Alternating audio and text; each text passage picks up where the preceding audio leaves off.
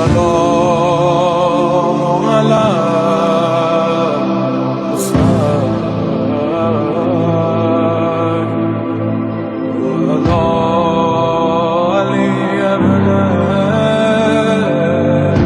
بسم الله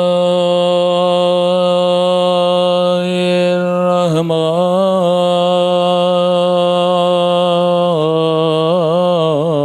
الرحيم الحمد لله رب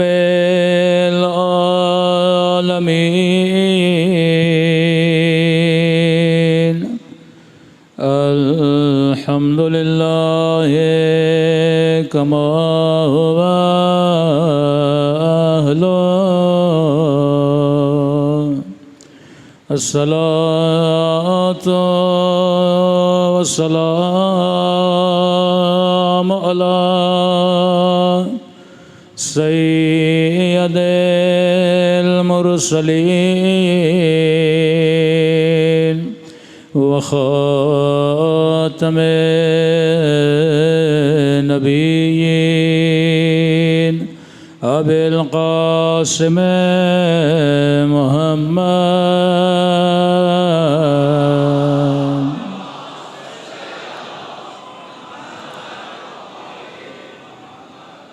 وعلى آله الطيبين الطاهرين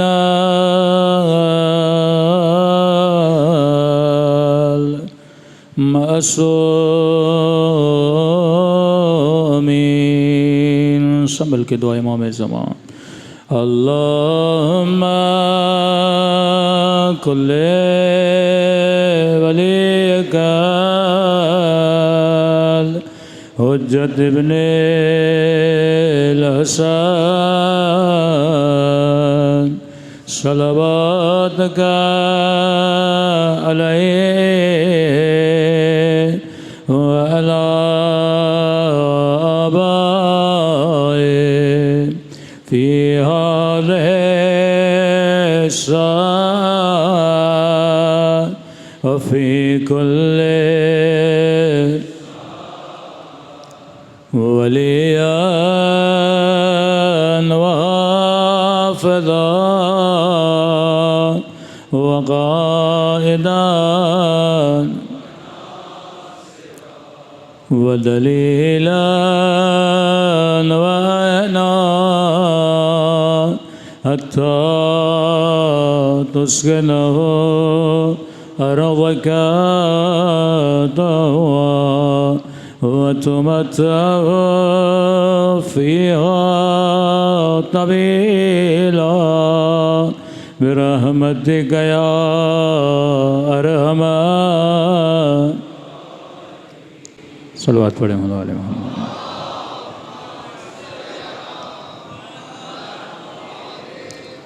بسم اللہ الرحمن الرحیم رب اشرح لی صدری ویسر لی امری واحلل عقدۃ من لسانی یفقہوا قولی بسم اللہ الرحمن الرحیم والعصر ان الانسان لفی خسر الا الذین آمنوا وعملوا الصالحات صلوات پڑھیں محمد وآل محمد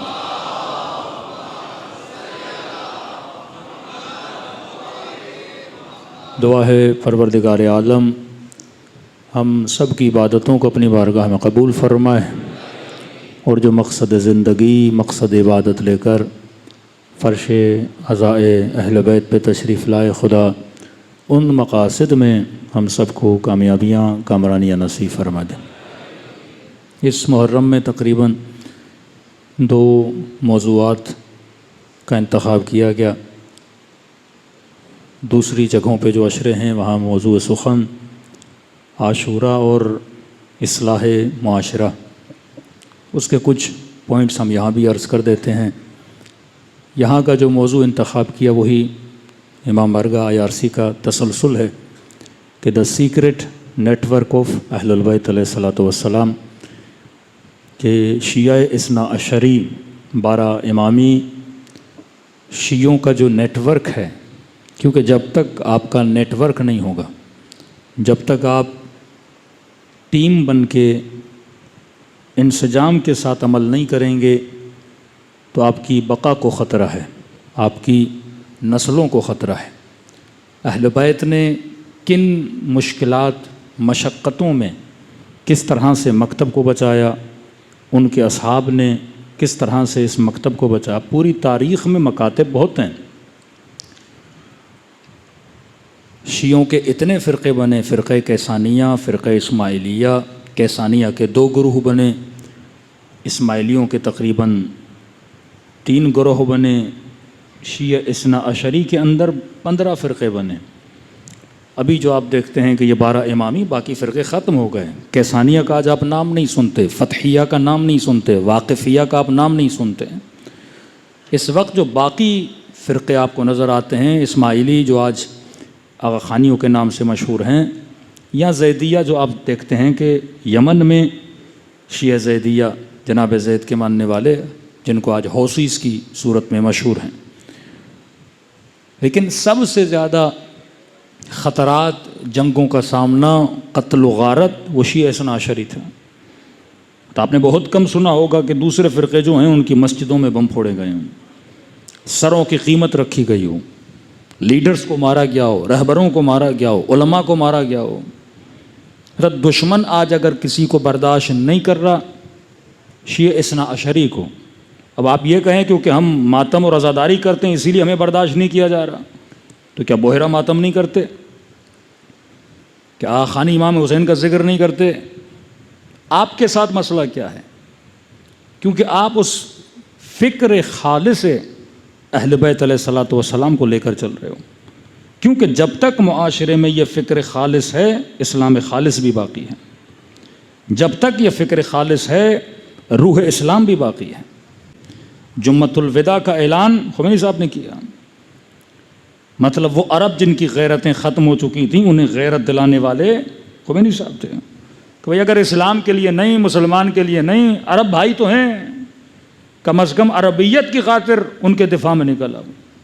لیکن کہاں سے درس آپ لوگوں کو دے سکتے ہو، سمجھا سکتے ہو لوگوں کو، لیکن ان کے اندر شجاعت علوی کیسے ڈالو گے؟ ان کے اندر فکر حسینی کیسے ڈالو گے؟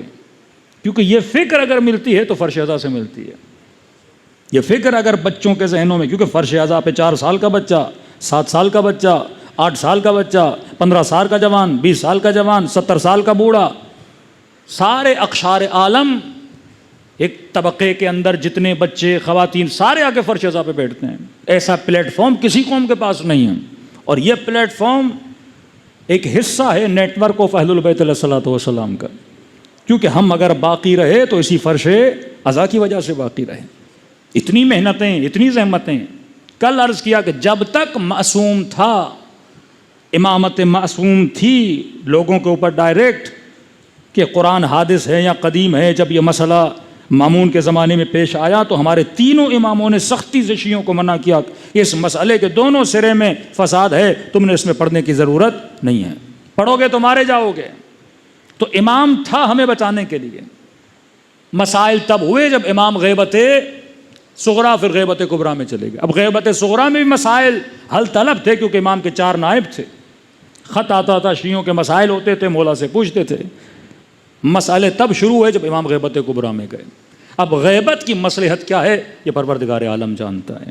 مصلحت خدا ہے کہ امام زمانہ کب ظہور کریں گے، لیکن غیبت میں جانے سے پہلے امام شیعہ معاشرے اور شیعت کے بدن کو کم از کم اتنا بالغ سمجھتے تھے کہ وہ غیبت میں چلے گئے۔ ایک بچہ ہے، فیڈنگ کی ضرورت ہے، پھر دانت نکلتے ہیں، پھر ہلکا اسے کھانا دینا ہے، پھر تھوڑا بڑا ہوتا ہے، مسلز مضبوط ہوتے ہیں۔ مطلب امامت نے شیعہ معاشرے کو اتنا مضبوط کر دیا تھا قانون و قوانین دے کے کہ اگر میں غیبت میں چلا بھی جاؤں، اس کو اتنا سکھا دیا ہے یہ اپنی سروائیول کی جنگ خود لڑ سکتا ہے۔ اب کچھ مسائل ہیں جو شاید پاکستان میں، کیونکہ مجلس ہر کوئی سنتا ہے تو ڈیٹیل گفتگو تھی اسپیشلی اسماعیلیوں پہ، لیکن میں تھوڑا گریز کروں گا کیونکہ ایسا نہ ہو کہ پھر جو اس فرقے کے لوگ ہیں وہ ہم سے تھوڑا ناراض ہو جائیں۔ لیکن اس پہ کئی کتابیں لکھی گئی ہیں، آپ جا کے پڑھ سکتے ہیں۔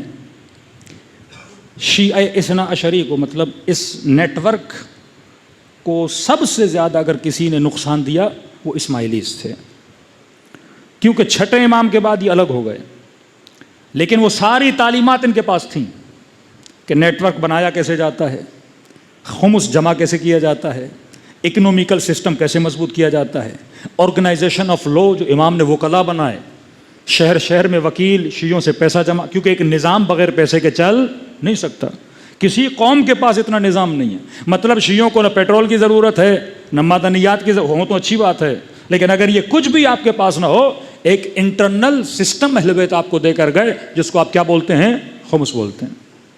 اب نقصان تو دیا، لیکن جتنا آپ کے اسماعیلی حضرات اس پہ مضبوطی سے کام کرتے ہیں وہ آپ کی سوچ ہے۔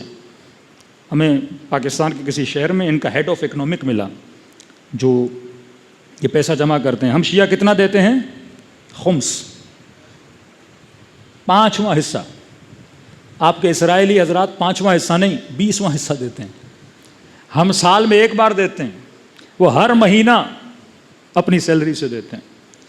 صرف بلتستان کے لیے بتا رہے تھے 4 ارب کا بجٹ، 4 ارب روپے کا بجٹ، جس میں سب سے پہلے وہ اپنی قوم کے لیے خرچہ کرتے ہیں، پھر کچھ بچ جاتا ہے تو دوسری اقوام پہ بھی، کیونکہ ایک این جی او انہوں نے بنائی ہوئی ہے آخان این جی او کے نام سے، اس پہ بھی کیا کرتے ہیں، خرچ کرتے بڑی مضبوطی سے۔ ان کے اندر کئی فرقے بنے، ایک فرقہ ان کے اندر بنا، ان کا عقیدہ یہ تھا، 2 لفظ یاد کر لیے، نزاریان اور مستعلیان۔ آج جو آخانی ہیں یہ فرقے نزاری کی باقیات ہیں، مستعلی ختم ہو گئے۔ ایک عقیدہ یہ تھا کہ جناب اسماعیل کی موت جو امام چھٹے کے زمانے میں واقع ہوئی تو کہتے ہیں وہ مرے نہیں تھے، گویا تقیہ میں چلے گئے تھے، اور بعد میں وہ ظہور کریں گے اور یہی مہدی زمان ہیں۔ دوسرا ان کا فرقہ تھا، ان کو مبارکیہ کے نام سے بھی مشہور تھا، وہ کہتے تھے کہ چھٹے امام کے زمانے میں اسماعیل چلے گئے اور ان کا بیٹا تھا محمد، اور وہ ان کا کیا بنا، جانشین بنا، اور وہاں سے وہ فرقہ آگے بڑھا۔ لیکن انہوں نے ساری تعلیمات سیکھ لی اہل بیت علیہ السلام کی، کہ عباسیوں کے زمانے میں انہوں نے اس قدر، کیونکہ نظاری جو فرقہ تھا پھر ان کا ایک داعی ہوتا تھا، داعی مطلب بہترین خطیب، گاؤں گاؤں جاتے تھے یہ خطابت، اور خطابت کون سی اچھی لگتی ہے؟ جس میں جوش ہو، لوگوں کو اٹھانا ہو، جنگ کے لیے تیار کرنا ہو، میدانوں میں لوگوں کو لے جانا ہو، گاؤں گاؤں سے لوگوں کو جمع کرتے تھے۔ شام میں، مصر میں، ایران میں ان کی حکومتیں تھیں۔ کچھ وہ فرقے جن کی شام میں حکومتیں تھیں، یہ کس کے دشمن تھے؟ عباسیوں کے حکومت دشمن تھے۔ کچھ وہ فرقے تھے جو بارڈرز پہ رہتے تھے، انہیں آپ کہہ سکتے ہیں اسماعیلیز کے، جن کیا دشمنی تھی ترکوں کے ساتھ، جیسے آپ کہتے ہیں ترکان سلجوقی، ان کے ساتھ یہ لڑتے تھے۔ مطلب ایک اہل سنت کا طبقہ جن کی دشمنی کن کے ساتھ بنی؟ ایک شیعہ طبقے کے ساتھ، لیکن یہ کون سے شیعہ ہیں؟ شیعہ 6 امامی ہیں، 6 امامی شیعہ ہیں۔ اب دشمنی عقیدے کی بنیاد پہ نہیں تھی، آپ کے ساتھ جو دشمنیاں تھیں وہ کس کے بنیاد پر ہیں؟ عقائد کے بنیاد پر ہیں۔ ان کے ساتھ جتنی دشمنیاں رکھی گئی تھیں وہ اس بنیاد پر تھی کہ کہیں یہ آگے بڑھ کے ہماری زمینوں پہ قبضہ نہ کر لیں، کیونکہ مامون کے زمانے میں یہ ہوا، کیونکہ مامون کی والدہ ایرانی تھیں، امین عرب تھا، اس نے اپنے بھائی کو بھی مارا، اس نے اپنی حکومت کا دارالخلافہ خراسان کو بنایا، تو عرب اس سے بڑے ناراض تھے، کیونکہ مامون کے زمانے میں جو آفس کا کام تھا وہ ایرانی کرتے تھے، خلافت عربوں کے پاس تھی، فوجوں کے اندر ترک داخل ہو چکے تھے، کہ عرب کے یہاں کی مثال تھی کہ عباسیوں کی خلافت کے آخری زمانے میں خلافت اتنی کمزور ہو چکی تھی کہ کہتے ہیں خلیفے کی مثال ایک بغبغا کی طرح ہے، مطلب پنجرے میں پڑا ہوا ایک طوطا، یہ طوطا وہی بولتا ہے جو اسے ترک بلواتے ہیں۔ یہ ترکان سلجوقی، ان کی حکومت آگے پھر آپ عثمانیوں کا زمانہ دیکھتے ہیں، مطلب پوری فورسز اور فوجوں کے اندر ترک آ گئے، کیونکہ مسلمان جب علاقے فتح کرتے تھے تو ان کے لوگ فورسز میں آتے تھے، اب فورسز میں ان کی تعداد اتنی بڑھ گئی، پوری فوجوں کا کنٹرول ترکوں کے ہاتھ میں چلا گیا۔ ایرانی آفیسز میں آ گئے مامون کے زمانے میں، مامون کے جانے کے بعد پھر جب عرب آئے تو انہوں نے ایرانیوں کو باہر کر دیا، اب 2 ہی لوگ رہ گئے، عرب تھے اور ترکان تھے، ترکوں کا بڑا قبضہ تھا، اور آہستہ آہستہ انہوں نے خلافہ اور خلیفہ بالکل محتاج ہو گیا، مطلب جو یہ فوج کہتی تھی وہی خلیفے کی زبان پر آ جاتا تھا۔ اب ان کی دشمنی کن کے ساتھ؟ انہی کے ساتھ، شیعیان 6 امامی کے ساتھ۔ مصر میں بھی ان کی حکومت تھی، شام میں بھی ان کی حکومت تھی۔ آج کئی مومنین جب شام جاتے ہیں تو جا کر دیکھتے ہیں جناب فضا کی قبر بھی ہے، مختلف قبور، یہ قبور جھوٹی قبور تھیں، جہاں پر جن اسماعیلیوں کی حکومت تھی، کیونکہ یہ لوگوں کو نہیں چاہتے تھے کہ مکے کی طرف جائیں، تو کہتے تھے جس نے جو زیارت کرنی ہے ہم وہ زیارت گاہیں یہاں پہ بنا دیتے ہیں۔ تو انہوں نے گویا شبیہیں بنائیں، بائی ٹائم وہ شبیہ کس میں بدل گئی؟ قبر میں بدل گئی۔ حالانکہ جناب فضہ کبھی شام میں آئی نہیں ہیں، یہاں سفر کرنے کے بعد جب مدینہ قافلہ واپس گیا کوئی بھی یہاں پہ واپس نہیں آئی۔ تو جتنی آپ قبور وہاں حد اکثر دیکھتے ہیں بے علاوہ جناب سکینہ سلام اللہ علیہا، بی بی زینب سلام اللہ علیہا کے علاوہ کافی ایسی قبور، صلوات پڑھے محمد و آل محمد پر۔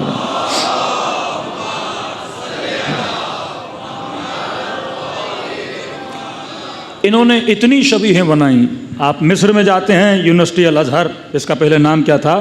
زہرا، پھر بعد میں جا کے ان پہ جب اٹیک ہوا اور ان کی حکومتیں وہاں ختم ہوئیں، اس کے بعد یہ یہاں سے نکلے، پھر ان کو یہ لقب جو آغا خان کا لقب ہے، یہ فتح الدین شاہ جو ایران کے ایک علاقے کے بادشاہ تھے، ان کے داماد بنے، پھر انہوں نے ان کو لقب دیا۔ اب ان کا گٹھ جوڑ، مطلب پاور ان کے پاس اتنا تھا، جرمنی سے یہ ٹیکس لیتے تھے۔ فرانس کے بادشاہ کو انہوں نے خط لکھا، کیونکہ انفرادی ٹیرر جسے بولتے ہیں، مارنے کے یہ بڑے ماہر تھے، دنیا کا ہر حاکم ان سے ڈرتا تھا، یہ حکومتوں کے اندر داخل ہو جاتے تھے، لوگوں کو مارتے تھے۔ فرقے انہوں نے اتنے بنائے، کوفے میں، شام میں، فرقوں کے اوپر فرقے انہوں نے بنائے، مطلب ہر بندہ جو ان کا داعی تبلیغ کے لیے جاتا تھا تھوڑی دیر کے بعد اپنا چھوٹا سا فرقہ بنا لیتا تھا۔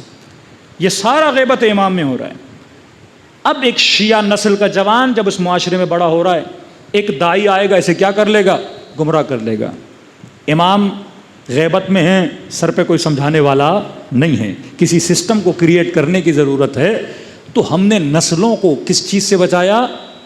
فرش عزاء امام حسین کے ذریعے سے بچایا۔ یہ لوگ محرم میں آتے تھے، ممبروں کے نیچے بیٹھتے تھے، ان کو اپنے صحیح عقائد کا بتایا جاتا تھا، جس سے ان کا دین بھی بچتا تھا، ان کا ایمان بھی بچتا تھا۔ اس کے بعد ایران سے یہ ناراض ہوئے، یہ شہر ہرات میں گئے۔ ہرات میں جانے کے بعد برٹن کی انہوں نے مدد کی، ہرات پہ انہوں نے قبضہ کیا۔ پھر یہ انڈیا کی طرف گئے، وہاں پر بھی برٹن کی مدد کی، وہاں پہ برٹن داخل ہوئے۔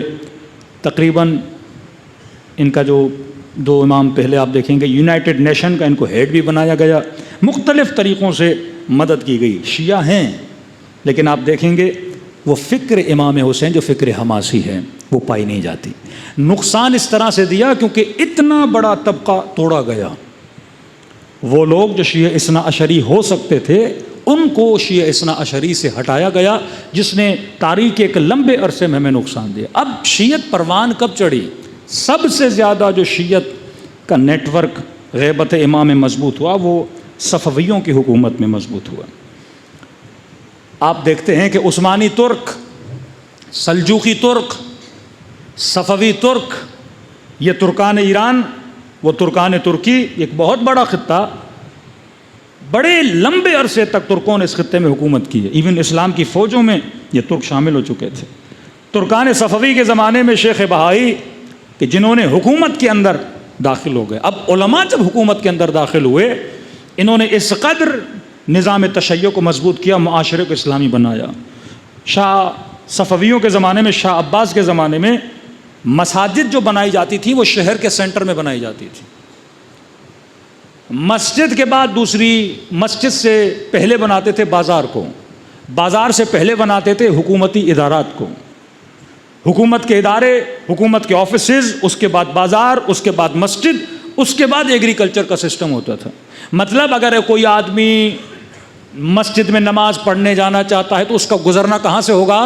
بازار سے ہوگا۔ تو سارے بازار والے مسجد کو دعائیں دیتے تھے کہ نمازی مسجد میں جانے سے پہلے کہاں سے گزرتے ہیں؟ بازار سے گزرتے ہیں۔ شادیاں مسجد میں، معاملات مسجد میں، مسائل مسجد میں۔ شاہ عباس کے زمانے میں کسی بلڈنگ کو مسجد سے اونچا بننے کی اجازت نہیں تھی کہ بچے اور جوان اگر کسی شہر میں چلیں تو بڑی سے بڑی بلڈنگ کون سی ہونی چاہیے؟ وہ مسجد کی بلڈنگ ہونی چاہیے۔ اس قدر لوگوں کا ارتباط مساجد کے ساتھ اتنا مضبوط تھا۔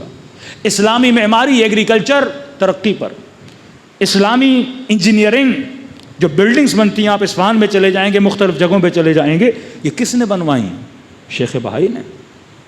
حرم امام رضا کا یہ گنبد، مطلب اس زمانے میں جو علماء تھے وہ یہ نہیں کہ صرف مولانا تھے، صرف جنازہ پڑھانا ہے، مجلس پڑھنی ہے، نکاح پڑھانا ہے، قرآن کی ترتیب و تلاوت نہیں، وہ علم نجوم کے بھی ماہر، اس زمانے کے علماء میتھ کے ماہر، سائنس کے اندر مہارت رکھتے تھے، جابر ابن حیان کی طرح۔ شیخ بہائی بہترین منجم، شیخ بہائی بہترین انجینئر، آرکیٹیکٹ، کہ امام رضا کے حرم کا پورا ڈیزائن بنانے والے کون ہیں؟ شیخ بہائی ہیں۔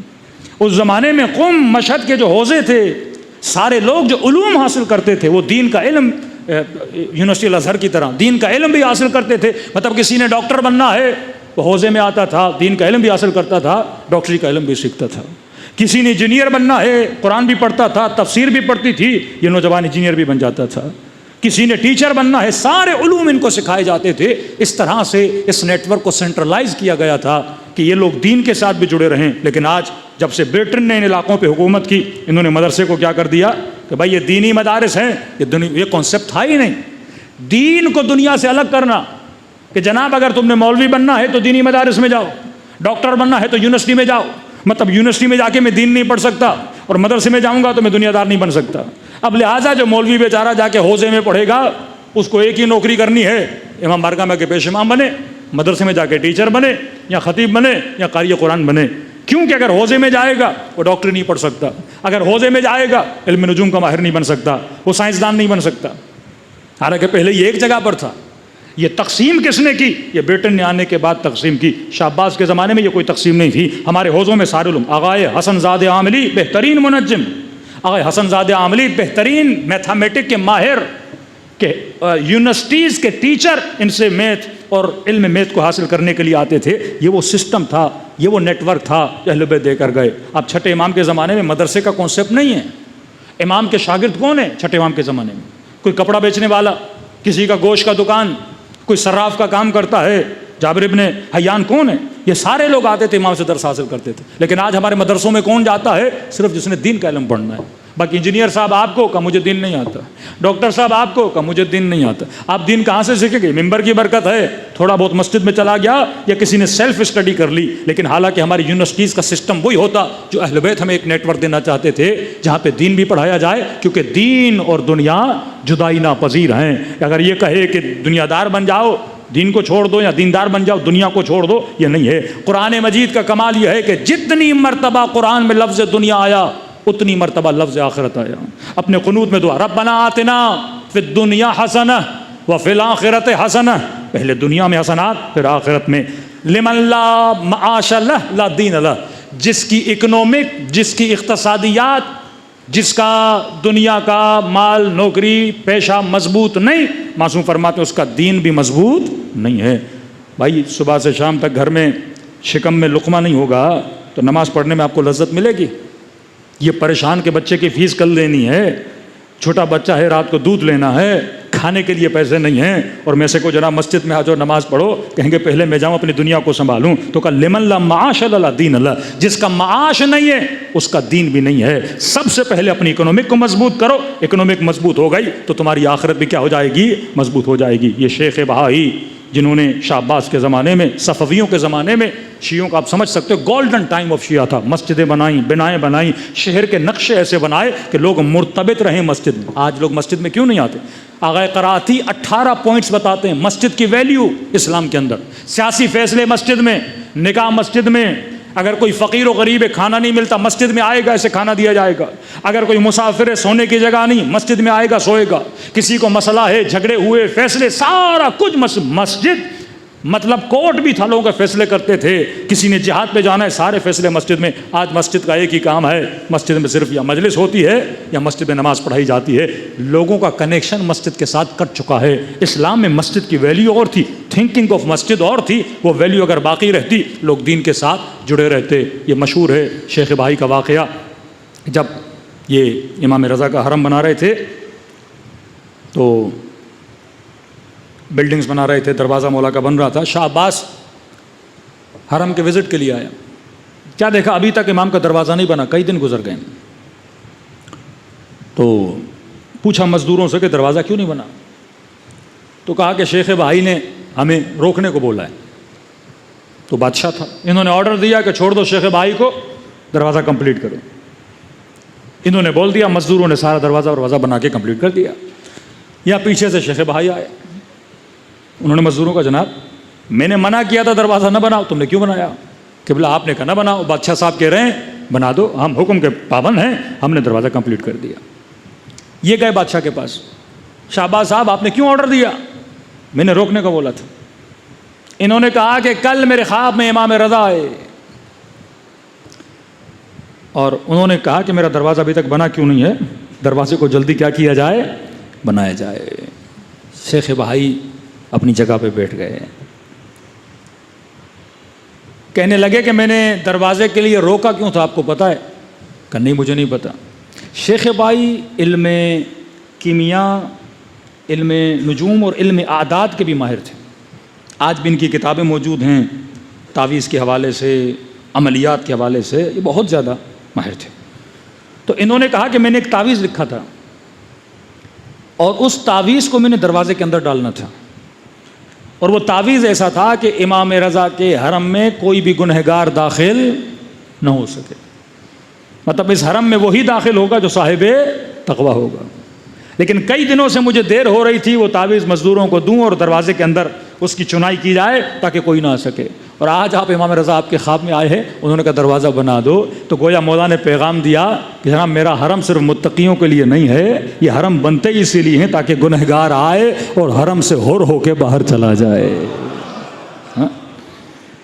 اس قدر معماری کی محنت، اگر آپ جائیں گے اس زمانے کی معماری کو دیکھیں گے آپ پریشان ہوں گے کتنی ترقی پر تھے۔ لیکن شاہ عباس کے جانے کے بعد، صفویوں کی حکومت کے گرنے کے بعد، انہوں نے بڑی بڑی بینکس کی بلڈنگز بنائیں، وہ پورا نقشہ ختم کیا۔ انہوں نے حوزہائے علمیہ میں علم نجوم پہ پابندی ڈالی کہ جناب یہ حوزہ ہے تو یہاں صرف تم اپنا ریلیجن، دین پڑھاؤ گے، مکاتب دنیاوی نہیں پڑھاؤ گے۔ تو حوزوں سے دینی علوم کو اور دنیاوی علوم کو الگ کر دیا گیا، جس کے ساتھ ساتھ نسلیں دین سے کیا ہوتی گئیں، دور ہوتی گئیں۔ اسلام کے اندر جو کانسیپٹ تھا، اہل بیت جو کانسیپٹ دے کر گئے تھے کہ نسلوں کو دین کے ساتھ کیا رکھو، جوڑ کے رکھو۔ صلوات پڑھے محمد و آل محمد پر۔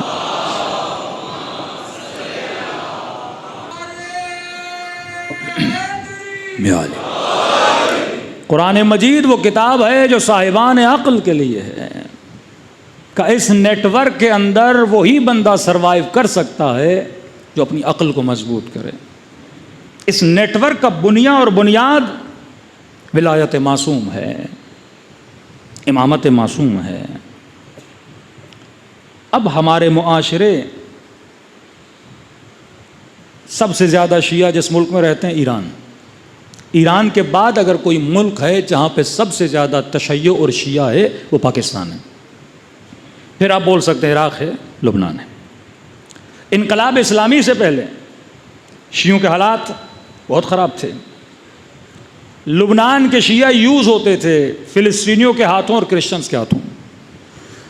فلسطین کے اندر سے جتنے فلسطینی کوچ کر کے لبنان میں آئے، یہ کیمپس میں رہتے تھے، ان کو کہتے تھے کیمپ والے فلسطینی۔ جنوبی لبنان میں شیعہ کا ایک طبقہ تھا، شعور نہیں، خط نہیں کہ ہم نے کرنا کیا ہے، اثنا عشری پر پتہ نہیں ہے۔ ان کو کیمپ والے فلسطینی یوز کرتے تھے لبنان کے اندر کرسچنز کے اگینسٹ، یہ پیسے لیتے تھے، کرسچن سے لڑتے تھے۔ دوسرے شیعوں کو کرسچنز پیسے دیتے تھے، فلسطینیوں سے لڑو، وہ طبقہ ان سے لڑتا تھا۔ یہ تو انقلاب اسلامی آیا، شہید چمران لبنان گئے، ان کو کیا بنایا، منسجم بنایا کہ بھائی تم کن چکروں میں پڑے ہوئے ہو، اپنا تشخص بناؤ، اپنی شخصیت بناؤ۔ عراقی شیعوں کے اوپر صدام جیسا بندہ رکھ دیا کہ 35 سال صدام وہاں رہا، یہ لوگ کوئی انقلاب نہیں لا سکے۔ کوفہ مہد تفرقہ تھا، اتنے فرقے دنیا کے کسی شہر میں نہیں بنے جتنے کوفے میں بنے ہیں، ہر فرقہ وہاں پہ بنا۔ کیسانیہ کا نام لے رہا ہوں، فتیہ کا نام لے رہا ہوں، اسماعیلیوں کے فرقے، یہ سارے کہاں بنے، اسی کوفے میں بنے۔ آ جائیں ایران، ایران کا حال یہ تھا کہ محمد رضا شاہ اور رضا شاہ، کلچر تباہ، ثقافت تباہ، مغربی نظام، اس خطے کے جتنے لوگوں کو عیاشی کرنی ہوتی تھی وہ کہاں جاتے تھے، تہران. مڈل ایسٹ والوں کو عیاشی کرنی ہوتی تھی کہاں جاتے تھے؟ بیروت. یہ خطے کے 2 مسلم ایسے ملک جو عیاشی کا مہد بنے. سب سے پہلے فلمیں بنی وہ ایران میں بنی، ایجپٹ میں بنی. سنیما کا عروج ان 2 ملکوں نے شروع کیا، بے حیائی اپنے کمال پر. پاکستان کے شیعوں کا حال ابھی تک آپ دیکھ رہے ہیں کیسا حال ہے. بانٹ دیا مختلف افکار نے. خمینی صاحب نے انقلاب لایا. انقلاب اسلامی کے بعد آپ ایک ملیشین بندہ رہنے والا کہنے لگا کہ ملیشیا میں حجاب نہیں تھا، مسلمان ہیں حجاب نہیں تھا. یہ تو انقلاب اسلامی آیا حجاب آیا. انقلاب اسلامی نے وہ کون سی پوائنٹ اس نیٹ ورک کی پکڑی؟ شیعہ تو پہلے بھی تھے، لیکن یہ مضبوطی جو شیعوں کے اندر پیدا ہوئی، تشخص شیعوں کے اندر پیدا ہوا. آج دنیا میں جا کر کہتے ہوں میں شیعہ ہوں تو ان کو پتا ہے یہ کون سا والا شیعہ ہے. آج دنیا جانتی ہے، تشیع کے نام سے، نظام تشیع سے خوفزدہ ہو جاتی ہے. خمینی صاحب نے کوئی کمال نہیں کیا، انہوں نے وہ نیٹ ورک آف معصومیت، جو نیٹ ورک آف ولایت تھا کہ شیعہ معاشرہ تب تک زندہ رہے گا جب تک اس کے اندر رہبریت اور لیڈرشپ ہو. یہ بنیاد ولایت ہے. مثال دے رہا ہوں، شیعہ سماج میں معصومین کی تعلیمات کا اثر کہ شیعہ سماج، شیعہ معاشرہ، شیعہ سوسائٹی کسی چیز کو بڑی آسانی سے ایکسیپٹ نہیں کرتی. آپ کے یہاں ظالم اور مظلوم کے فلسفے کا پتہ ہے، کون قابل لعنت ہے کون قابل رحمت ہے، یہ آپ کے بچے کو پتہ ہے. دوسری سوسائٹی میں چلے جائیے، وہ مارنے والا بھی جنتی، مرنے والا بھی جنتی، دونوں رضی اللہ ہیں بھائی. لیکن یہاں بچے سے پوچھو گے یزید کا لعنت اللہ، حسین رحمت اللہ، خط ہے، لائن ہے، تفریق ہے. اپنے ذہن میں ظالم اور مظلوم کی پہچان ہے، وہاں نہیں ہے. آپ ایئرپورٹ پہ جاتے ہیں، راستے میں جاتے ہیں، ہمارے بھائیوں کا فقہ کا بڑا اثر ہے، عقیدے کا بڑا اثر ہے آپ کی نسلوں پر. نماز جماعت ایئرپورٹ پہ آپ جاتے ہیں مختلف جگہوں پہ، کوئی بھی بندہ آگے کھڑا ہو جائے پیچھے کھڑے ہو جاتے ہیں، اللہ اکبر. ہمارے 10 شیعہ کھڑے ہوں 10 بار سوچتے ہیں کھڑا کون ہوگا. آخر میں سمجھ نہیں آتا، فرادہ پڑھتے ہیں، سمجھ نہیں آ رہا. بھائی آپ کھڑے ہو جاؤ، بھائی میں عادل نہیں ہوں، میرا پتہ نہیں ہے. آپ کھڑے ہو جاؤ، بھائی میں بھی مطمئن نہیں ہوں اپنے کردار سے. آپ کھڑے، میری قرت بھائی صحیح نہیں ہے. مطلب شیعہ معاشرے کی عقل اتنی پروان کر چکی ہے، وہ ہر ایرے غیرے کو پیش امام بھی نہیں مانتے. ارتقاء عقل ہے یہ اس نیٹ ورک کا اثر ہے آپ کی نسلوں پر کہ آپ ہر کسی کو محراب میں بھی نہیں بیٹھنے کے لیے نہیں بھیجتے. کا فرادہ پڑھ لیں گے بھائی ہر کسی کو نہیں. کیونکہ آپ کے لیے شرائط امامت سخت ہیں. ہم نے ہر کسی کو امام نہیں مانا. امام عادل، امام عالم، امام معصوم، عصمت کے قائل، علم امام کے قائل، بڑے سخت شرائط ہیں. اور وہاں چلے جاؤ، لو کان فاسقا، فاسق بھی ہو، حبشی غلام بھی ہو، زانی بھی ہو، کشمش جیسے بال بھی ہوں، لیکن اگر حاکم بن گیا تو اس کی اطاعت کیا ہے؟ واجب ہے. یہ ان کی کتابوں میں پچھلے سال میں نے تفسیر سے پڑھا ہے. صحیح بخاری، صحیح مسلم، یہ کتابیں بھری ہوئی ہیں کہ رسول خدا نے فرمایا اگر فاسق بھی ہے، فاجر بھی ہے، اگر حاکم بن گیا تو تم پر اطاعت واجب ہے. ہمارے یہاں نہیں کہ حسین سر کٹا دے گا پر کسی فاسق کی بیعت نہیں کرے گا. یہ نظام تشیع کے خلاف ہے. معاشرے کی رہبریت کسی فاسق اور فاجر کے ہاتھ میں نہیں ہو سکتی. امام اگر ہے تو امام معصوم، لیکن امام جب غیبت میں جائے گا تو کیا معاشرے کو بغیر لیڈرشپ کے چھوڑیں گے ہم؟ کیا معاشرہ بغیر رہبر کے رہے گا؟ وہ شیعہ معاشرہ اس نیٹ ورک کا معاشرہ ہے ہی نہیں جس کے اندر رہبریت نہیں ہے. آئیے قرآن کی طرف. وَلَا تَلْبِسُوا الْحَقَّ بِالْبَاطِلِ،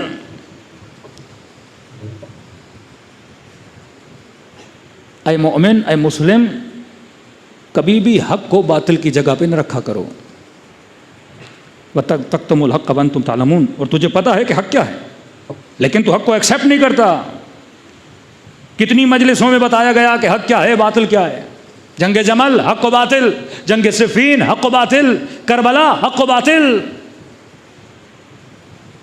آج 10 سال کے بچے سے پوچھو یزید ظالم ہے کہ نہیں ہے، جہنمی ہے کہ نہیں ہے، ساری کتابیں پڑھ کے مفتی بن کے، ایک فیصل آباد کا مفتی ہے، گلا پھاڑ پھاڑ کے باتیں کرتا ہے کہ یزید نے ظلم کیا، کہاں کیا، آل رسول پہ ظلم کیا، نبی کی نواسیوں پہ ظلم کیا، پتھر مارے صحیح کیا نہیں کیا، گلے کاٹے کا غلط کیا، یہ کیا، آخر میں بولا یزید پہ لعنت بھیج سکتے ہیں. اس مسئلے میں ہم تھوڑے کنفیوز ہیں. اتنا پڑھنے کے بعد، مفتی بننے کے بعد علم نہیں ہے کہ میں کس پہ لعنت بھیجوں اور کس پہ نہ بھیجوں. یہ کلیئرٹی جو تمہاری نسلوں میں ہے، یہ نیٹ ورک اہل بیت ہے کہ نسلوں کو بتایا کہ حق کیا ہے، باطل کیا ہے. وَلَا تَلْبِسُوا الْحَقَّ بِالْبَاطِلِ، حق کو باطل کا لبادہ نہ پہنایا کرو. پھر کہا وَأَقِیمُوا الصَّلَاةَ وَآتُوا الزَّکَاةَ وَارْکَعُوا مَعَ الرَّاکِعِینَ، سورہ بقرہ. نماز قائم کرو، زکوٰۃ دو اور رکوع کرنے والوں کے ساتھ شامل ہو جاؤ. پورے قرآن میں کہیں بھی نہیں ہے کہ نماز پڑھو. کیا ہے نماز؟ قائم کرو. بڑا دقیق نقطہ غور کیجیے گا. پھر کہا وَاسْتَعِینُوا بِالصَّبْرِ وَالصَّلَاةِ، مدد مانگو صبر سے، مدد مانگو نماز سے. وَإِنَّهَا لَكَبِيرَةٌ إِلَّا عَلَى الْخَاشِعِينَ، اور یہ نماز جو ہے یہ بہت بھاری بھرکم کام ہے، اس پر وہی چل سکتا ہے جو خاشع ہے. 2 چیزوں سے مدد مانگو، نماز قائم کرو، زکوٰۃ دو، حق کو مانو چھپاؤ نہیں، رکوع کرنے والوں کے ساتھ مل جاؤ، مدد مانگو صبر سے، مدد مانگو نماز سے. اور کہا کہ وَإِنَّهَا تانیث ہے، نماز کی طرف اشارہ ہے. لَكَبِيرَةٌ، یہ بہت مشکل کام ہے نماز کا ساتھ دینا. من انصاری کون ہے اللہ کی مدد کرے؟ صبر سے مدد مانگو، نماز سے مدد مانگو. لیکن یہ نماز جو ہے یہ بہت بھاری بھرکم کام ہے، یہ ہر کسی کے بس کی بات نہیں ہے. إِلَّا عَلَى الْخَاشِعِينَ. اب میں آپ سے پوچھتا ہوں، صبر مشکل کام ہے یا نماز؟ کسی کا جوان بیٹا مر جائے، وہ جنازہ اٹھانا، اس پہ صبر کرنا مشکل ہے یا 2 رکعت نماز پڑھنا؟ کسی کی جمع بیٹی مر جائے، وہ مشکل ہے یا نماز پڑھنا؟ کوئی پلاٹ لینا تھا، گھر لینا تھا، بینک سے 1 کروڑ نکلوایا، راستے میں کسی نے 1 کروڑ چھین لیا. اب قرآن کہتا ہے صبر کر. اس پہ صبر کرنا مشکل ہے یا مسجد میں جا کے 2 رکعت نماز پڑھنا مشکل ہے؟ قرآن کہتا ہے نہیں، نماز پڑھنا مشکل ہے. الصلاۃ تنہی عن الفحشاء والمنکر، نماز فحشاء سے بچاتی ہے، زنا سے بچاتی ہے، ساری چیزوں سے بچاتی ہے. اب سمجھ نہیں آتی، خوارج نماز بھی پڑھ رہے ہیں، گناہ بھی کر رہے ہیں. داعشیوں سے بڑا کوئی نمازی نہیں. جہاد النکاح بھی ہے، لواط بھی ہے، 1000 قسم کی بدکاریاں ان کے وجود کے ہیں، قتل بھی ہے، غارت بھی ہے، فساد بھی ہے، نماز بھی پڑھ رہے ہیں. یہ کون سی نماز ہے جو فحشاء سے بچاتی ہے؟ یہ کس نماز کی بات؟ انہا لکبیرۃ الا علی الخاشعین. صبر کرنا مشکل، لیکن قرآن کہے کہ نماز پڑھنا نہیں میرے عزیز، قائم کرنا. کیا ہے یہ قیام؟ بقرہ قرآن کا پہلا سورہ. یہ نہیں کہا واسجدوا مع الساجدین. نماز کا بہترین رکن کیا ہے؟ سجدہ. معصوم فرماتے ہیں جب بندہ سجدے میں جاتا ہے تو اللہ کے سب سے زیادہ قریب ہوتا ہے. یہ نہیں کہا کہ نمازیوں کے ساتھ مل جاؤ، سجدے کرنے والوں کے ساتھ مل جاؤ، قیام کرنے والوں کے نہیں. رکوع کی کیا ویلیو ہے کیا رکوع؟ کہ وارکعوا مع الراکعین. قرآن کا پہلا سورہ بقرہ. بعض روایات میں آخری سورہ یا آخری سورہ سے 1-2 سورہ پہلے ہے سورہ مائدہ.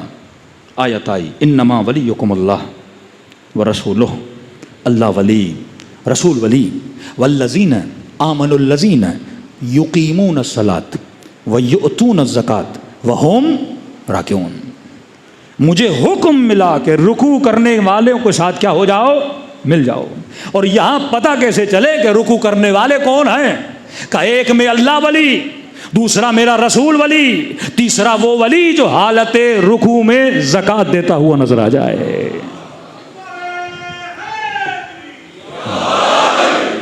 وَلَا تَلْبِسُوا الْحَقَّ بِالْبَاطِلِ.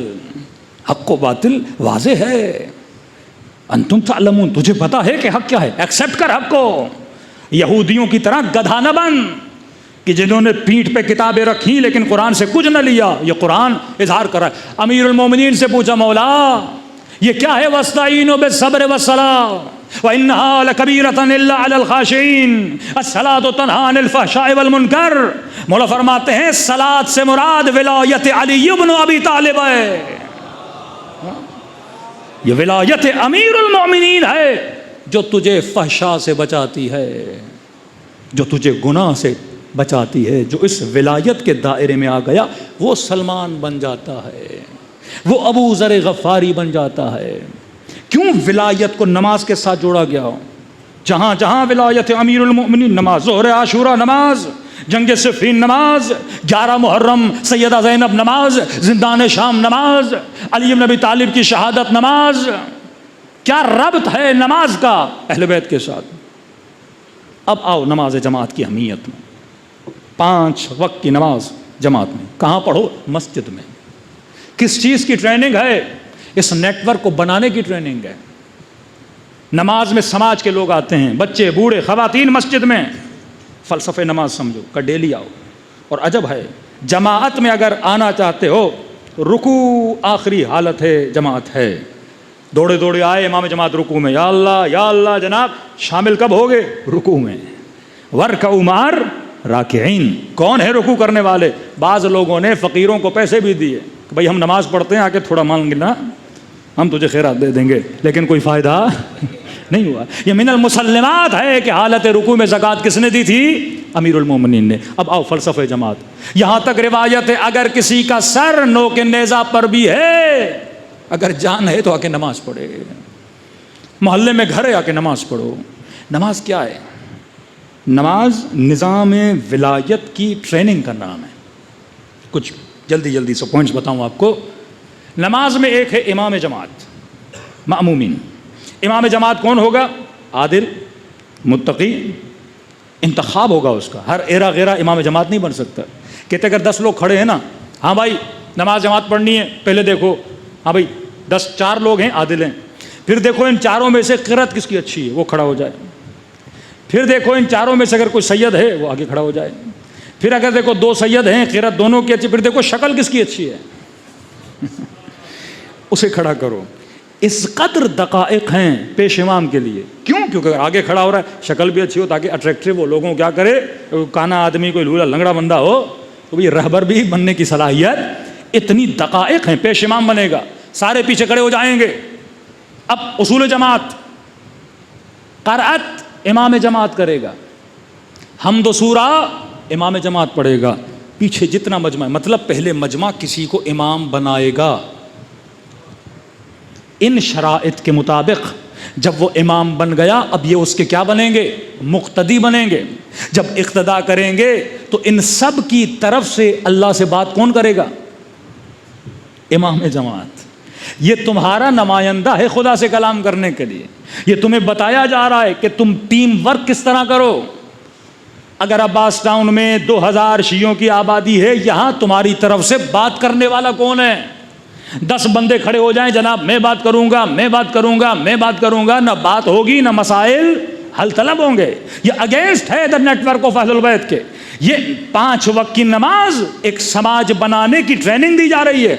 پہلے چنو کون ہوگا، جب چن لیا تو اللہ اکبر کہہ کے اس کے پیچھے کھڑے ہو جاؤ. پہلے وہ حرکت کرے گا، تم اس کے پیچھے چلو گے. اگر امام سے پہلے ادھر ادھر ہوئے تو تمہاری جماعت کیا ہو گئی؟ باطل ہو گئی. وہ تمہاری طرف سے بات کرے گا. اب ماموم کی شرط کہ امام کے پیچھے چلے. امام جماعت کو کیسا ہونا چاہیے؟ کہ اس کو سوچنا چاہیے جو میرے پیچھے کھڑے ہیں جوان ہیں، بوڑھے ہیں، کاروباری ہیں، کون ہیں؟ اگر مسجد بازار کے بیچ میں ہے تو سارے کاروباری ہیں. تو امام جماعت کے لیے کہ نماز جلدی پڑھائے کہ بیچارے جا کے جلدی اپنی دکانوں کو کھولیں. اگر پیچھے نماز پڑھنے والے بوڑھے ہیں تو اس پر ہے کہ نماز کو کیا کرے؟ آہستہ آہستہ پڑھے تاکہ بوڑھوں کو سجدے میں اٹھنے سے کیا ہو جائے؟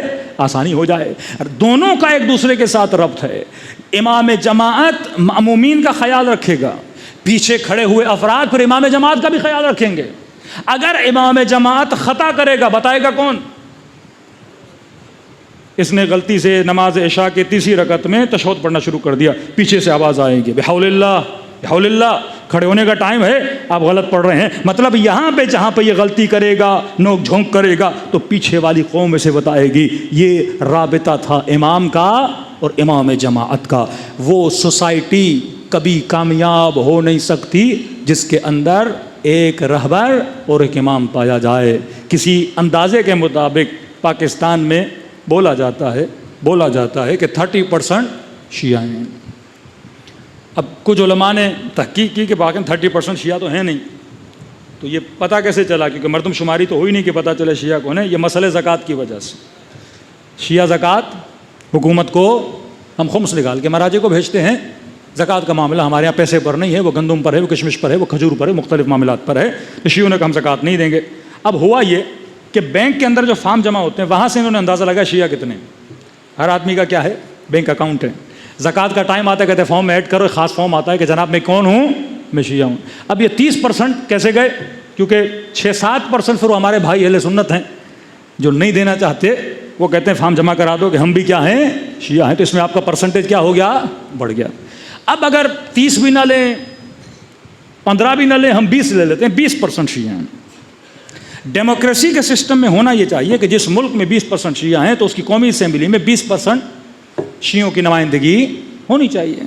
اگر 160 150 ایم پی اے یا ایم این اے ہیں تو اس میں سے 20%، اگر آبادی کا 20% ریشو شیعہ ہے، اسی طرح جو سنیوں کا ریشو ہے، اسی طرح ہندوؤں کا ریشو ہے، اسی طرح کرسچنز کا ریشو ہے، وہ نمائندگی پارلیمنٹ میں کیا ہونی چاہیے؟ ہونی چاہیے. لیکن آج پوچھیے اپنی قوم سے کتنے % پارلیمنٹ میں آپ کے افراد ہیں؟ ہاں، خیرات میں 1-2 سیٹیں ملنا اور ہے، یہ 20% سیٹیں جیت کے پارلیمنٹ میں جانا اور ہے. کیوں نہیں ہے پارلیمنٹ میں؟ کیونکہ ہم اس نظام جماعت سے کیا ہیں؟ دور ہیں. کیونکہ ہم نے ایک امام نہیں بنایا، ہم نے ایک رہبر نہیں بنایا. شیعہ نیٹ ورک بغیر رہبر کے چل نہیں سکتا. آغا خانی کامیاب ہے کیونکہ ان کا رہبر ایک ہے. جن قوموں کا رہبر ایک ہوتا ہے وہ قومیں کامیاب ہو جاتی ہیں. آج ایران کی کامیابیاں تھوڑی بہت دشمن کے سامنے آپ کو نظر آ رہی ہیں، اس کی وجہ صرف یہ کہ اس قوم نے ایک بندے کو اپنا رہبر بنایا ہے. جس دن یہ رہبریت چلی گئی، اتنا زور کہ ٹرمپ بھی ٹویٹ کر رہا ہے کہ ہمیں جگہ کا پتہ ہے، ہم اٹیک کر سکتے ہیں. نیتن یاہو بھی بول رہا ہے ہمیں جگہ کا پتہ ہے، ہم اٹیک کر سکتے ہیں. اتنا زور کیوں ہے کہ رہبر کو مارا جائے؟ ان کو پتہ ہے اگر شیعہ معاشرے سے رہبریت چلی گئی پھر شیعہ کتنی بھی تعداد میں ہو ان کا کوئی فائدہ نہیں ہے. آذربائیجان مور دین 85% شیعہ ہے، لیکن وہاں کی نسلوں کا حال دیکھیے. شراب بھی ہے، اوریانی بھی ہے، فحاشی بھی ہے، سیم اسی طرح ہیں جس طرح ترکی کے مسلمان ہیں. کلمہ کسی کو نہیں آتا، 12 اماموں کے نام کسی کو نہیں آتے، معصومین کی تعلیمات نہیں ہے، کیونکہ وہ جماعت سے بھی دور ہیں، وہ مسجد سے بھی دور ہیں، اور انہوں نے اپنے معاشرے میں ایک مذہبی لیڈرشپ کو قائم نہیں کیا. اسی پاکستان میں بلتستان چلے جائیے، وہاں کے شیعہ کیوں مضبوط ہیں؟ یا کسی عالم پہ FIR کٹے، اگلے دن اس کو جیل میں ڈال دیا جاتا ہے کسی مذہبی جھوٹے موٹے کیسز میں. لیکن وہاں FIR بھی کٹی، بڑا زور بھی لگایا، کسی کی جرأت نہیں ہوئی وہاں کے عالم کو جیل میں ڈالے، کیونکہ وہاں پہ رہبریت کیا ہے؟ ایک رہبریت پائی جاتی ہے. یہ وہ راز ہے جو اہل بیت آپ کو بتانا چاہتے تھے. یہ وہ نیٹ ورک آف اہل البیت ہے کہ جب تک امام ہے، امام کی قیادت میں، اور جب امام پردے غیب میں چلے جائیں، شیعہ چاہے کسی بھی محلے میں بھی رہیں تو ایک بندے کو اپنا لیڈر بناؤ تاکہ وہ تمہارے مسائل کو کیا کرے؟ حل کرے. اور لیڈر ایسا ہو، سیم وہی شرائط ہیں جو نماز جماعت کی ہیں. یہ 5 مرتبہ جماعت میں جاتے ہو، اللہ اور اہل بیت تجھے ٹریننگ دیتے ہیں، اور یہی ٹریننگ اپنی نسلوں پہ اپلائی کرو گے. اور وہ اطاعت جو اطاعت رہبریت ہوتی ہے اگر آپ کے وجود میں آ گئی تو اس پورے معاشرے میں آپ کو فلاح بھی ملے گی، بہبود بھی ملے گی، آپ کے معاشرتی مسائل بھی کیا ہو جائیں گے؟ حل ہو جائیں گے. صلوات پڑھے محمد و آل محمد.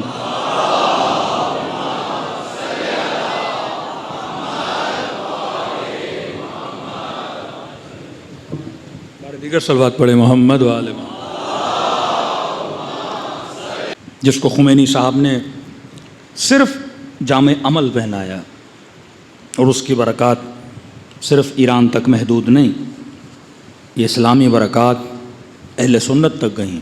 اس انقلاب نے فلسطینیوں کی مدد کی، اس انقلاب نے ٹیونس کے لوگوں کی مدد کی، اس انقلاب نے افریقہ میں، اس انقلاب نے سربیا میں مسلمانوں کی مدد کی، مظلوموں کی آواز کو بلند کیا. کتنے بچے مارے گئے، کون ہے ان کی آواز کو اٹھانے والا؟ اور واللہ اگر ہمارے معاشرے میں یہ شعور پیدا نہیں ہوتا، یہاں کا مولوی اگر اس شعور اور بلوغ فکری تک نہیں پہنچتا کہ میں اہل بیت کا نام تو لوں لیکن مجھے پتہ ہی نہ ہو کہ میں اہل بیت کے نیٹ ورک کے اگینسٹ چل رہا ہوں. آپ کی سوسائٹی، آپ کی قوم زندہ تبھی رہ سکتی ہے جب یہاں پہ واحد لیڈرشپ آئے گی. یہ 10 لوگ لیڈر بن جائیں گے، 15 لوگ لیڈر بن جائیں گے، 20 لوگ لیڈر بن جائیں گے، وہ قوم کا ستیہ ناش کریں گے، قوم کو کبھی ارتقا حاصل نہیں ہو سکتا. ایک لیڈر کے نیچے اگر قوم ہوگی. یہ امریکہ میں ریسرچ ہوئی کہ اس وقت دنیا کا بہترین سسٹم جس کو بولا جاتا ہے ڈیموکریسی، پارلیمانی نظام ہو یا پریزیڈنشل نظام ہو. تو انہوں نے کہا اس نظام کے اندر بھی بڑی خامیاں ہیں. خامیاں کس طرح؟ اب جیسے پاکستان کے حالات آپ دیکھ رہے ہیں، 2 پارٹیاں. اب ایک پارٹی 70% ووٹ لے، دوسری پارٹی 50% ووٹ لے، تو وزیر اعظم کس کا بنے گا؟ جس نے 70% ووٹ دیے. امریکہ میں کانگریس ہے، ڈیموکریٹس ہیں. اب اگر کانگریس 55% ووٹ لیتی ہے، ڈیموکریٹس 45% ووٹ لیتے ہیں، تو گورنمنٹ کون بنائے گا؟ کانگریس بنائے گا. لیکن کہتے ہیں مسئلہ یہ ہے کہ جس نے 45% ووٹ لیے ہیں وہ ایسا تو نہیں حکومت سے باہر ہوگا، وہ ایک مضبوط اپوزیشن بنائے گا، اور یہ مضبوط اپوزیشن درد سر ایجاد کرے گی. کس کے لیے؟ حکومت کے لیے. مختلف ریولیشنز، مختلف اسٹرائکس شہروں میں ہوں گی، اور ان اسٹرائکس کا مقابلہ کرتے کرتے ابھی بھی امریکہ میں بڑے مسائل چل رہے ہیں اسٹرائک کی وجہ. پاکستان میں بڑے مسائل چلے کیونکہ اپوزیشن بڑی مضبوط ہے، اس نے بھی بڑے ووٹ لیے ہیں. پھر انہوں نے کہا کہ عمان چھوٹا سا ملک ہے، دیکھو صدیوں سے وہاں بادشاہت ہے، لیکن وہاں پہ ایک اسٹرائک نہیں ملتی، کسی نے کھمبا گرایا ہو، لوگ باہر نکلے ہوں. تو ان کو بھی احساس ہوا کہ ایک ایسا نظام جس کی لیڈرشپ ایک بندے کے ساتھ ہو اور لوگوں کے اندر اطاعت ہو، وہ معاشرہ کبھی بھی تباہ و بربادی کی طرف نہیں جاتا. جسے ہم اس زمانے میں نظام ولایت کہتے ہیں کہ عدم حضور معصوم میں کہ معصوم غیبت میں ہو، تو معاشرے کی لیڈرشپ، وہ چاہے حکومت ہو تو لیڈرشپ فقیہ کے پاس ہو، یا اگر پاکستانی معاشرہ یا کہیں اور پہ شیعہ رہتے ہیں تو اس کی لیڈرشپ کسی صالح، کسی متقی عالم کے پاس ہو اور شیعہ اس کی بات کو سنیں. یہ مارکیٹنگ کا زمانہ ہے. آج ایک پیر صاحب بھی ہیں، اگر اس کے 20,000 فالوور ہیں، کوئی ایم پی او سے ووٹ لینے جاتا ہے تو اس کو 10 لالچیں دیتا ہے کہ جناب اتنے پیسے دیں گے، آپ کی گلی کے سارے مسائل حل کر دیں گے، آپ اپنے 10,000 مریدوں کو کہو کہ ہمیں ووٹ دے دیں. 2 کروڑ شیعہ پاکستان میں، ایک سیاسی پارٹی آپ کے لیڈر کے پاس نہیں جاتی کہ جناب آپ کے پاس 2 کروڑ، وہ کہ 1 کروڑ ووٹ لے لیں. کسی لیڈر کے پاس 1 کروڑ ووٹ بینک ہو، کوئی بھی سیاسی پارٹی آپ کو 10 وزارتیں دینے کے لیے تیار ہو جائے گی کہ آپ اپنا ووٹ بینک کسے دو؟ مجھے دو. لیکن ان کو بھی پتا ہے کہ یہ قوم اپنے لیڈروں کی سنتی نہیں ہے، ان سے ووٹ لینے کی کوئی ضرورت ہی نہیں ہے، کیونکہ وہ ربط لیڈر اور ربط عوام کو ہم نے کیا کر دیا ہے؟ توڑ دیا ہے. یہ ربط ٹوٹا تو سمجھو نیٹ ورک آف اہل بیت کو ہم نے توڑ دیا. صلوات پڑھے محمد و آل محمد.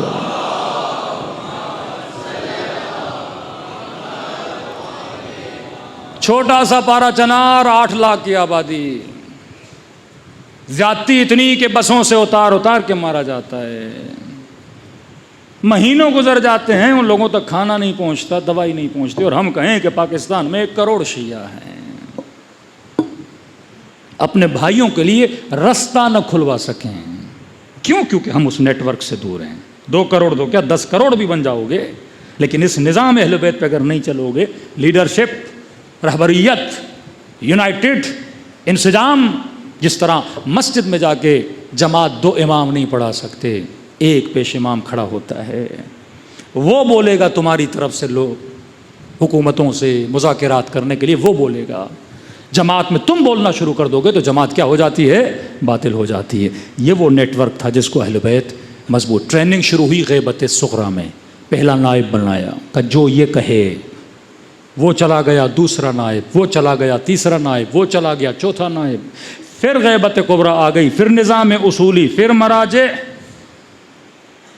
آغا شیرازی بزرگ، برٹن کی بڑی بڑی کمپنیاں ایران سے نکل گئیں ان کے ایک فتوے کی وجہ سے. یہ پاور آف تشیع تھا، یہ نیٹ ورک آف اہل البیت تھا. میرے عزیز، نسلیں اگر اس نیٹ ورک کو نہیں سمجھیں گی تو واللہ پھر ان مجلسوں کا کوئی فائدہ نہیں ہے. مجلس کا فائدہ ہے ہمیں خط ولایت پہ چلایا جائے. سب سے بڑا کربلا کا شہید عباس علمدار. السلام علی عبد الصالح المطیع للہ ولامر مولاہ میرا سلام ہو اس بندے صالح پر، عبد صالح پر۔ پہلے عبد بنو، پھر صالح بنو، پھر مطیع بنو اپنے مولا کے، لامر مولا۔ آج ہم نے امر اہل بیت کو زندہ کرنا ہے۔ معصوم کے فرمان ہے اللہ رحمت کرے اس بندے پر جس نے ہمارے امور کو کیا کیا، زندہ کیا۔ یہ جوان چھوٹی ٹیم بناؤ، پہلے صالح بنو، متقی بنو، پرہیزگار بنو۔ اے خاتون اپنے حجاب کا خیال کرو، یہ شاعر اللہ ہے۔ چار بال چھپانے میں کیا جاتا ہے، اپنے بدن کو صحیح کور کرنے میں کیا جاتا ہے؟ غلط دوستیوں میں، غلط تعلقات میں جا کے کیوں اپنی دنیا اور آخرت کو تباہ و برباد کر رہے ہو؟ اچھا گھر بناؤ، اچھی فیملی بناؤ، صالح نسلیں بناؤ تاکہ یہ مددگار بنے امام زمانہ کے لیے۔ صلوات پڑھے محمد و آل محمد۔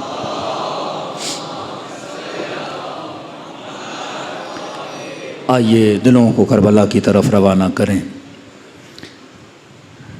کربلا، کربلا کس طرح آپ کو جوڑا امام حسین نے؟ ہاں، کہاں کہاں سے اٹھا اٹھا کے اپنے فرش پہ جمع کیا، ایک رنگ میں ڈھالا آپ کو، کالا لباس، ایک رنگ۔ یہ سارے دقائق و ظرائف ہیں۔ سمندر کے اندر جاؤ گے، چھوٹی چھوٹی مچھلیاں ہوتی ہیں۔ یہ مچھلیاں بڑے بڑے ویلز، بڑی مگر مچھلیوں کا مقابلہ کرنے کے لیے آپس میں جڑ جاتی ہیں۔ نیشنل جغرافیہ پہ دیکھو گے، چھوٹی چھوٹی چھوٹی مچھلیاں ایک بہت بڑی مچھلی کا شیپ بناتی ہیں اور پورے دریا میں ایک ساتھ تیرتی ہیں۔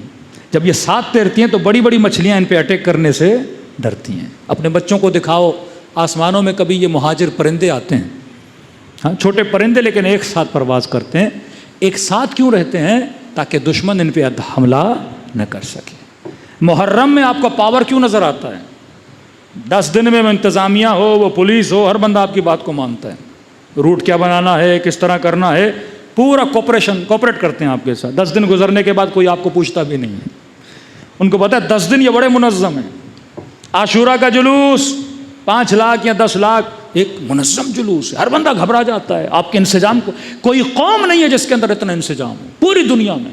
آسٹریلیا کا جلوس، انگلینڈ کا جلوس، جرمنی کا جلوس، ہالینڈ کا سب سے بڑا جلوس، اس طرح سے یہ شیعہ نے، یہ کس نے آپ کو جوڑا ہوا ہے؟ یہ نام ابا عبداللہ الحسین نے جوڑا ہوا ہے۔ اگر جوڑا ہے تو دلوں کو بھی ایک دوسرے کے ساتھ جوڑو، وہ تعلیمات اہل بیت بھی اپنے خاندانوں میں اور گھروں میں لاؤ تاکہ ہماری زندگی دنیا میں بابرکت بنے، آخرت میں بابرکت۔ فرمایا گنہگار ہو، خطا کار ہو، ہم سب جائز الخطا ہیں، کسی نے صغیرہ کسی نے کبیرہ۔ فرمایا مجلس حسین ایک حمام ہے، حمام ہے، یہاں آؤ، اپنے وجود کی غلاظتوں کو دھو کر حر بن کے اس مجلس سے باہر جاؤ، اور اس دھونے کے لیے غم حسین کے آنسوؤں کی ضرورت ہے۔ فرمایا خدا اس حرارت کو کبھی بجھنے نہیں دیتا، دل بڑی آسانی سے رو پڑتا ہے اگر اس کو امام حسین کے ساتھ ملایا جائے۔ فرمایا ایسے میرے بابا کو سلام کرو جیسے ننھی سی سکینہ نے سلام کیا تھا، جیسے زینب کبریٰ نے سلام کیا تھا۔ فرمایا 1000 زخموں سے زیادہ میرے بابا کے بدن پہ زخم تھے، چوتھے امام۔ مومن نے سنا بعض روایات میں 700 زخموں سے زیادہ۔ کہتا میں گھر گیا، اپنی انگلی سے گننا شروع کیا، پورے بدن پہ انگلیاں لگا کے گنا، پوری رات نیند نہیں آئی۔ صبح امام کی خدمت میں گیا، میں نے کہا مولا پورے بدن پہ گنا ہے، بدن پہ اتنی جگہ نہیں کہ 1000 سے زیادہ زخم آئے، بدن چھوٹا ہے۔ چوتھے امام نے فرمایا سچ کہہ رہے ہو، بدن پہ جگہ نہیں، لیکن میرے بابا کے بدن پہ تھے۔ کہ مولا جب جگہ نہیں تو کس طرح تھے؟ فرمایا ربحن علی ربح، ایک زخم پہ دوسرا زخم تھا، جہاں کسی نے پتھر مارا اسی زخم پہ دوسرے لائی نے تلوار ماری، اسی زخم پہ تیسرے نے نیزہ مارا۔ فرمایا میرے بابا کے بدن پہ 1000 زخموں سے زیادہ زخم تھے۔ آئیے آج اس غریب کربلا کو سلام کرے اور کہے خدایا تجھے حسین کے بدن کے زخموں کا واسطہ ہمارے بدن کے گناہوں کو معاف فرما۔ السلام علی الحسین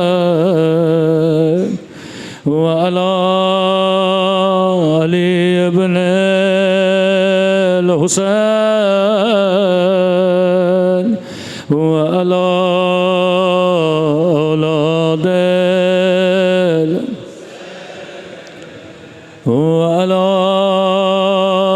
اصحاب الحسین السلام علی حسین کی صدا بلند علی علی ابن الحسین وعلی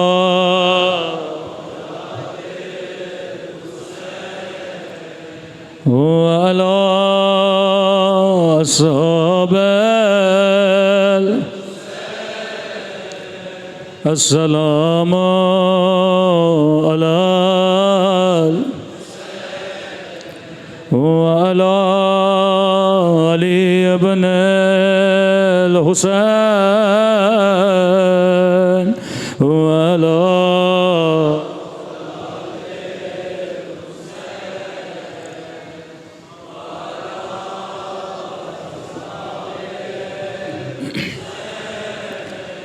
میرا سلام ہو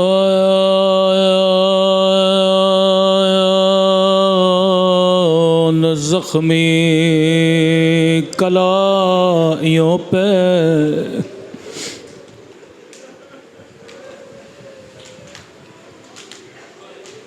اگر رب کی دربار میں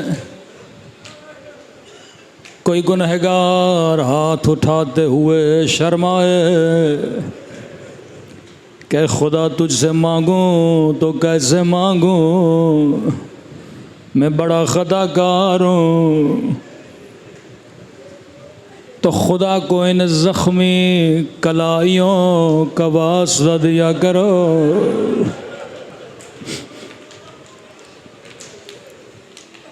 یہ سلام امام زمانہ کا سلام ہے، زیارت ناہیا میرا سلام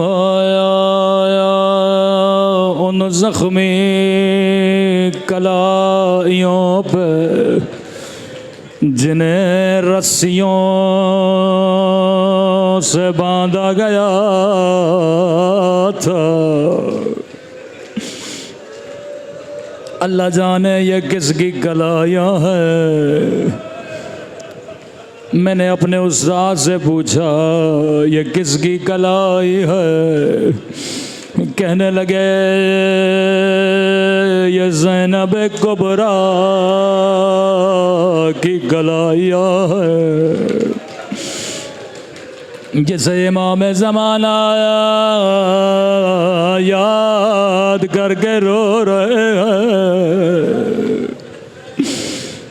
کسی عالم کے خواب میں آئے، فرمایا جس مجلس میں دو بیویوں کے مصائب میں وہاں ضرور آتا ہوں، ایک ننھی سی سکینہ، دوسرا میری پھوپھی زینب۔ اے خدا تجھے دو زخمی کلائیوں کا واسطہ۔ دوسرا فرمایا شیو جب جب پانی پیو میری سکینہ کو یاد کیا کرو، ایک ایک گھونٹ کے لیے میری بچی نے بڑے تماچے کھائے۔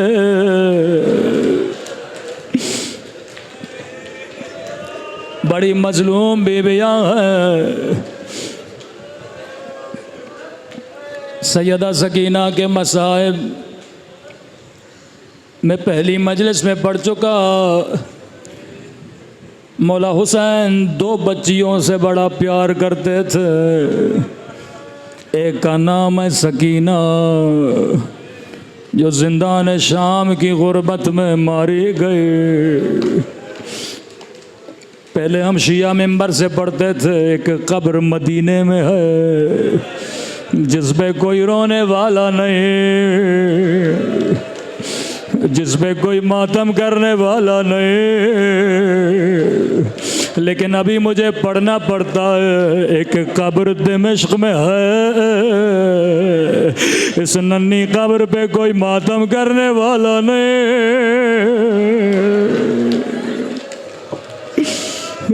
اس ننھی سی قبر پہ اس وقت کوئی رونے والا نہیں، لیکن آئیے خدا کو آج ایک اور ننھی سی بچی کا واسطہ دے۔ اے خدا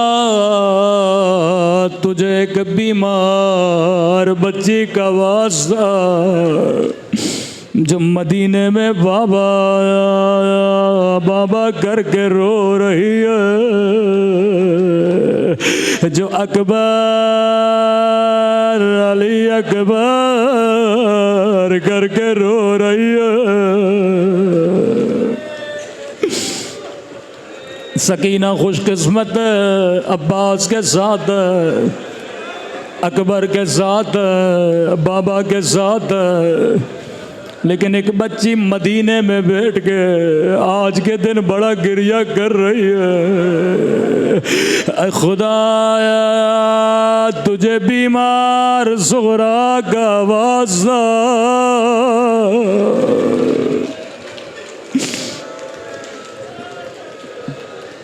فرمایا عباس کاغذ لا قلم لا، نام لکھو کون کون سے بچے کربلا چلیں گے۔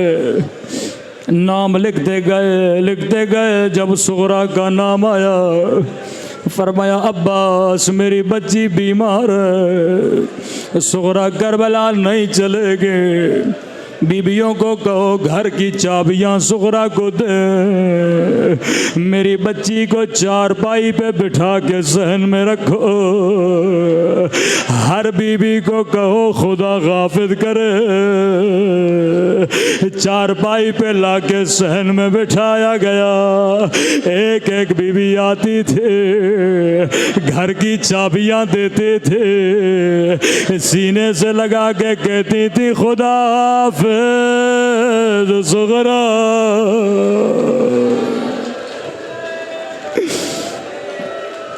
لیکن روایت کے جملے ہیں جناب صغرا خاموش، رباب نے سینے سے لگایا خدا غافل صغرا، بی بی ام فروہ نے سینے سے لگایا خدا غافل صغرا۔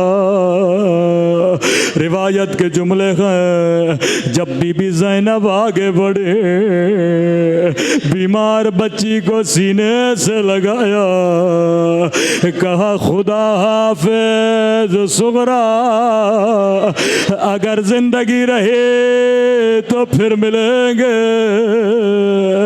ایک مرتبہ بی بی صغرا نے دونوں باہیں پھوپھی کے گلے میں ڈالے، روکے گا خدا حافظ پھوپھی اماں، میں صغرا سمجھ گئے میرا اکبر واپس نہیں آئے گا، میرا بابا واپس نہیں آئے گا۔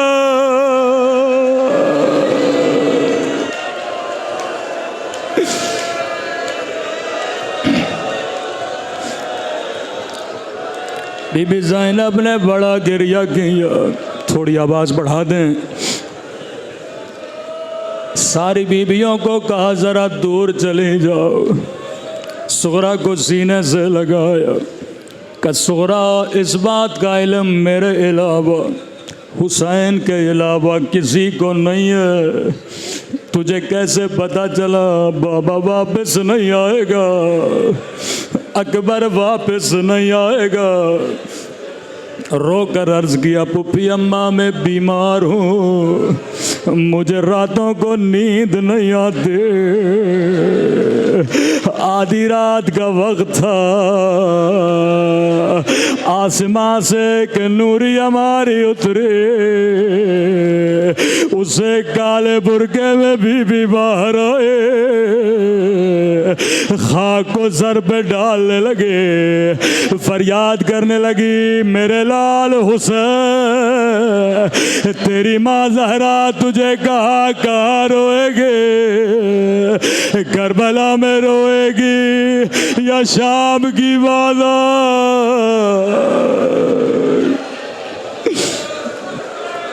پھپھی اماں میں سمجھ گئے میرا بابا واپس نہیں آئے گا۔ بی بی زینب کو بڑا پیار آیا، امام حسین کی خدمت میں گئیں، بھیا حسین، اگر سغرا کے نہ چلنے کی وجہ اس کی بیماری ہے، میں زینب وعدہ کرتی ہوں خیال رکھوں گے، اپنے ہاتھوں سے کھانا کھلاؤں گے۔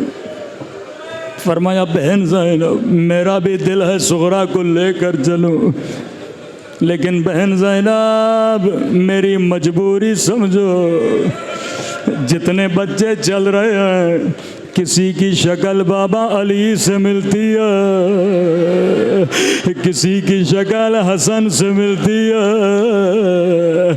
کسی کی شکل نانا رسول سے ملتی ہے۔ بہن زینب میرے جانے کے بعد تیرے ہاتھوں میں رسیاں، تجھے بازاروں میں پھرایا جائے گا، تجھے شرابی کے دربار میں۔ بہن زینب میری سغرا کی شکل اماں زہرا سے ملتی ہے، میں حسین کیسے برداشت کروں؟ میری اماں کی شبیہ بازاروں میں، شرابی کے دربار میں۔